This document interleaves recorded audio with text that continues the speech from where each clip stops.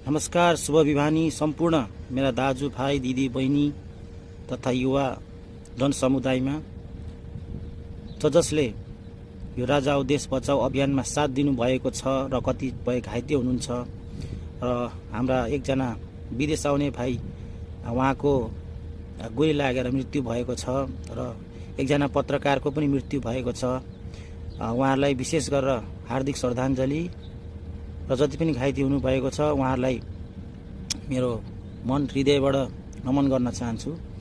र साथै म दुर्गा दाइलाई म के भन्न चाहन्छु भने सानो सुझाव, हजुरले आन्दोलन सुरु गर्दाखेरि स्टेप बाई स्टेप गर्नु पर्थ्यो। भन्नाले पहिला सुरु नेपाल बन्द सरकारले चेतावनी अल्टिमेटमको रूपमा दिनु पर्थ्यो, तर हजुरले आत्तेर यो आन्दोलन गर्नु हुँदै गर्दाखेरि हजुरले होशियारीपूर्वक सजग भएर विपक्षीले यस्तो पनि गर्न सक्छ भन्ने अलिकति चलाक हुनु पर्थ्यो। त्यो भएन, देखिएन र यथास्थितिलाई मध्यनजर गर्दै यति चलखेल भएको छ कि आज यो जुन अभियान थियो यो तुहिँदै गएको अवस्था देखिरहेको छु मैले।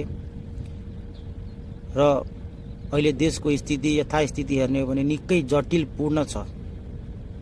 अब यो आन्दोलन यस्तो रूपमा फेरिन गइरहेको छ जुन अहिले हालको सरकारले जुन निर्णय गरेको छ कि राजावादी हुँ भन्नेलाई जेल कोच्नुपर्छ, यो एकदम जटिल परिस्थिति सिर्जना हुन लागेको जस्तो देखिन्छ।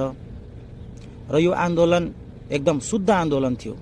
यो आन्दोलनमा कहीँ कतै विदेशीको घुसपेट थिएन।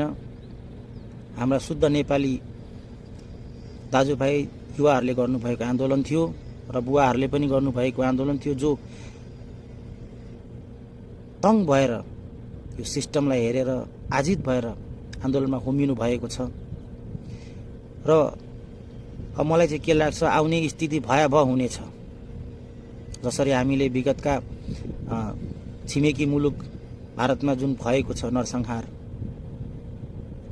अब म ठाउँको नाम भन्दिनँ, तपाईँले समाचार हेरिराख्नु भएको छ, अलिकति मिल्दैन पनि। त्यसकारण यो भयावह स्थिति आउनबाट कसरी जोगिने, कसरी जोगाउने भन्ने सरकार पक्षलाई पनि म आग्रह गर्न चाहन्छु। अब यो देशमा एउटा राजाले अभियान यो सकिँदै लाग्दाखेरि अर्को अभियान, अर्को भयावह स्थिति आउँछ भन्ने एउटा मलाई चिन्ता र डर लागिरहेको छ। त्यो चाहिँ के हो भने गृहयुद्ध, जातीय द्वन्द्व। कहीँ कतै गणतन्त्रवादी राजावादी त हुने होइन यो आन्दोलनले गर्दा, कहीँ कतै हिन्दू